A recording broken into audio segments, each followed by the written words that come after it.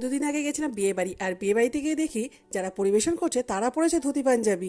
বরের ড্রেস তো পাঞ্জাবি অবশ্যই ছিল, সেটা একটা অন্যরকম কাজ করা, আর এখানে ধুতি পাঞ্জাবি। আর সত্যি তাদের মনেও হচ্ছিল না কিন্তু তারা পরিবেশন করছে। সেখানে বললাম এই সময়টুকুটাকে একটুখানি ক্যাপচার করি। সত্যি দারুণ দারুণ দেখতে লাগছিল ওদেরকে। সবার মতো সেই পাবলিক আমি যে আগে স্টলে গিয়ে দেখি কি খাবার আছে।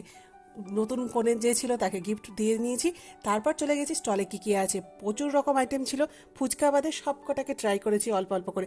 তার দেখা হচ্ছে প্রথম, দুটোই আমার কাছে প্রথম, ধুতি পাঞ্জাবি পরে পরিবেশন করা আর এরকম কাঁসার থালাতে খেতে দেওয়া।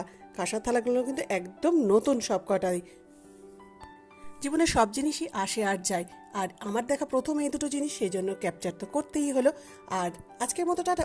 আর একটা জিনিস আছে যেটা আগুন পান, ছেলে মেয়ের যেটা ট্রাই করেছিল, সেটা তোমাদের কাছে একটুখানি শেয়ার করলাম। বড় করে